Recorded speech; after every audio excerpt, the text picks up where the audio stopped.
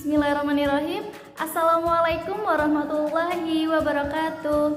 Halo teman-teman, berjumpa lagi dengan saya Elok Widiana Sukmawati, mahasiswi S1 Fakultas Usuluddin Adab dan Dakwah, jurusan Tasawuf dan Psikoterapi, Universitas Islam Negeri Kyai Haji Abdurrahman Wahid, Pekalongan. Nah, di sini saya akan membahas sedikit materi mengenai peran tasawuf sebagai upaya penanggulangan stres. Nah, tentunya pasti teman-teman tidak asing ya dengan kata stres ataupun kecemasan. Nah, di sini saya akan sedikit menjelaskan mengenai stres. Stres, depresi ataupun cemas adalah watak kehidupan dan merupakan problem universal umat manusia. Siapapun dia tidak bisa luput darinya. Persoalannya adalah bagaimana kita mengatasi kecemasan tersebut dan terapi apa yang harus dilakukan untuk mengatasi problem tersebut. Dalam Kamus Inggris Indonesia, stres diartikan ketegangan, mental stres atau ketegangan jiwa. Bisa juga diartikan tekanan, period of storm and stress atau masa pergolakan dan tekanan. Dari definisi tersebut dapat disimpulkan bahwa stres adalah bentuk ketegangan baik fisik maupun psikis, emosi maupun mental. Bentuk ketegangan ini mempengaruhi kinerja keseharian seseorang. Bahkan stres dapat membuat produktivitas menurun, rasa sakit, dan gangguan-gangguan mental. Pada dasarnya, stres adalah sebuah bentuk ketegangan baik fisik maupun mental. Sumber stres disebut dengan stresor, dan ketegangan yang diakibatkan karena stres disebut dengan strain. Pun penyebab stres atau stresor dapat datang dari sudut kehidupan manapun. Masalah yang muncul sebenarnya bersifat netral. Kitalah yang memegang peranan untuk mengubahnya menjadi hal yang positif ataupun negatif.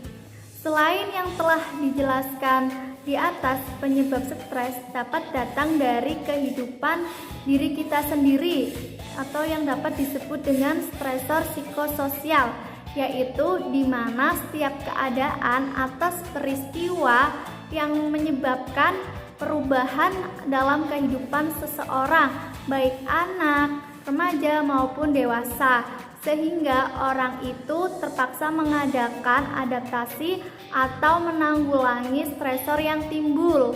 Namun tidak semua orang mampu mengadakan adaptasi dan mampu menanggulanginya, sehingga timbullah keluhan-keluhan kejiwaan, antara lain depresi. Nah, stresor psikososial ini dapat digolongkan menjadi beberapa, antara lain yaitu seperti problem perkawinan, kemudian problem orang tua, kemudian hubungan interpersonal atau antar individu, dan lain sebagainya. Nah, cara mengatasi stres secara umum ada dua, yaitu dengan problem fokus dan emotion fokus. Yang pertama dengan problem fokus adalah cara mengatasi stres dengan memfokuskan diri sendiri pada masalah atau sumber stres. Cara ini dapat dilakukan jika masalah yang dialami bersifat controllable, terkendali atau terkontrol. Sebagai contoh, ketika kita mengalami kesulitan dalam mengikuti mata kuliah tertentu, kemudian khawatir apabila mata kuliah ini menurunkan indeks prestasi, maka hal yang dilakukan berdasarkan problem fokus tersebut adalah tidak mengikuti atau mengambil mata kuliah tersebut. Kemudian yang kedua, cara yang kedua dengan emotion fokus, di mana mengatasi stres dengan cara memfokuskan diri sendiri dengan emosi yang dialami. Cara ini biasanya dilakukan ketika menghadapi masalah yang bersifat uncontrollable atau tidak dapat dikontrol. Nah, sebagai contoh, ketika merasa stres akibat kehilangan saudara karena hal-hal bencana ataupun yang lain, dapat dilakukan, misalkan berdoa agar diberikan kekuatan, keikhlasan, kelapangan dada oleh Tuhan dalam menghadapi masalah ini. Nah, itu tadi cara mengatasi stres. Kemudian di sini peran tasawuf dalam mengatasi stres. Nah, di sini dalam suatu penelitian yang pernah diteliti oleh seseorang, permasalahan stres dapat menggunakan ajaran tasawuf Al-Ghazali dengan tahapan Riyadatun Nafs atau latihan diri, yaitu dengan cara taholi, tahali, dan tajali. Dengan menggunakan ketiga tahapan ini diharapkan lebih mudah merasakan rahmat Allah dan dibebaskan dari berbagai macam persoalan. Seperti yang sudah disebutkan di atas tadi, ketiga Riyadatun Nafs ini dapat dilaksanakan pada saat malam, dianjurkan setelah bangun tidur. Ketiga tahapan ini merupakan ijtihad yang didasarkan pada tradisi ulama tasawuf untuk bermunajat kepada Allah Subhanahu wa Ta'ala di keheningan malam. Ketiga tahapan tersebut diisi dengan sholat taubat, sholat hajat, sholat tasbih, sholat witir, kemudian dilanjutkan dengan berzikir. Adapun peran tasawuf dalam mengatasi stres, yang pertama dengan taholi, yaitu berarti proses pengosongan diri dari berbagai penyakit hati. Pengosongan diri ini mengandung arti pembersihan atau penyempurnaan diri atau jiwa.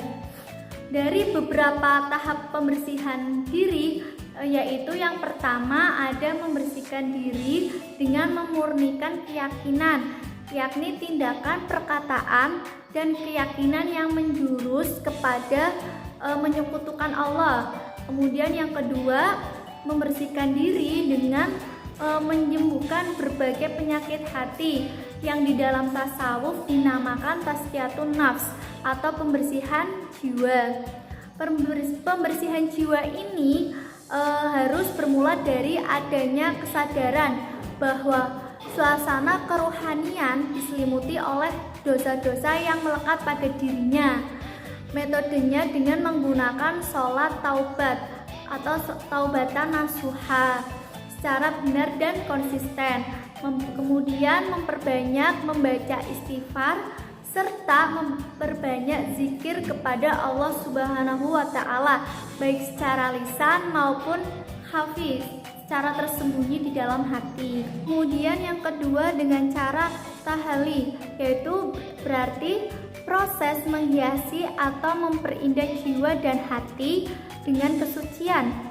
Hanya dari jiwa dan hati yang sucilah akan memancarkan akhlak yang mulia, baik dalam hubungan dengan Allah, hablum minallah, ataupun dengan manusia, hablum minan nas. Metode yang digunakan untuk tahali yaitu dengan riyadatun nafs atau melatih diri untuk merasakan, memupuk, dan mengembangkan kesabaran. Nah, untuk proses tahali sendiri, Ustadz membimbing melakukan sholat hajat, memohon segala kebaikan dari sisi Allah Subhanahu wa Ta'ala. Sholat hajat dilakukan dengan 2 rakaat 1 salam. Pelaksanaan sholat hajat sama seperti pelaksanaan sholat lainnya, tetapi berbeda di niatnya saja. Setelah membaca surat Al-Fatihah, dipersilakan membaca surah apa saja dari Al-Quran, tetapi Ustadz menganjurkan untuk membaca Quran surat Ad-Duha ayat 1 sampai dengan 11 pada rakaat pertama.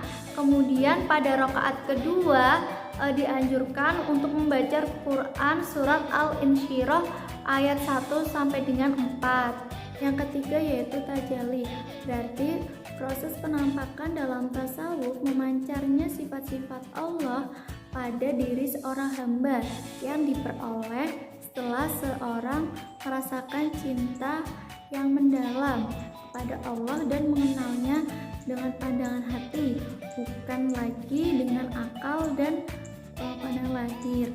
Kemudian mahabbah dan makrifah merupakan dua hal yang bisa diperoleh setelah hati benar-benar dibersihkan dari segala dosa-dosa, baik dosa besar maupun dosa kecil, serta menghiasinya dengan akhlak terpuji.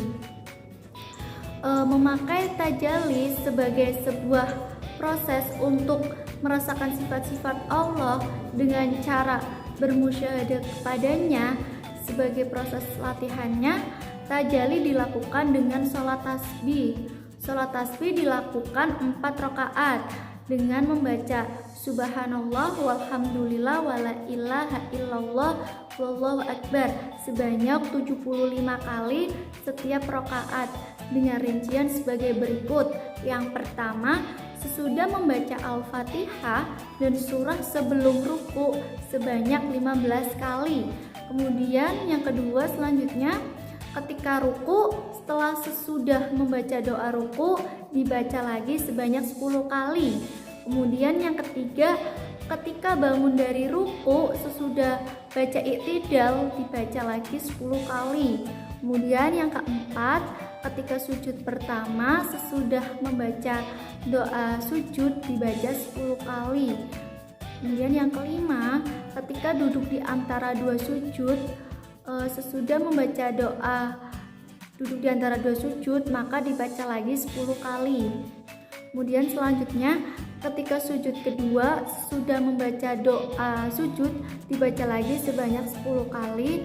Kemudian ketika bangun dari sujud yang kedua sebelum bangkit duduk istirahat dibaca lagi sebanyak 10 kali. Nah, ketiga metode tadi, taholli, tahali, dan tajalli yang dirumuskan dalam bentuk sholat taubat, sholat hajat, kemudian sholat tasbih tersebut kemudian ditutup dengan pelaksanaan sholat witir dan dilanjutkan dengan kegiatan berzikir bersama-sama yang dipandu oleh seorang ustadz. Semakin banyak beribadah kepada Allah Subhanahu wa taala, semakin merasakan kedekatan kepada Allah Subhanahu wa taala sehingga takut untuk melakukan perbuatan tercela. Mungkin itu saja penjelasan materi mengenai peran tasawuf untuk mengatasi stres dari saya. Cukup sekian, kurang dan lebihnya saya mohon maaf. Nur wal qalami wa ma yasturun, billahi fisabil haq fastabiqul khairat. Wassalamualaikum warahmatullahi wabarakatuh.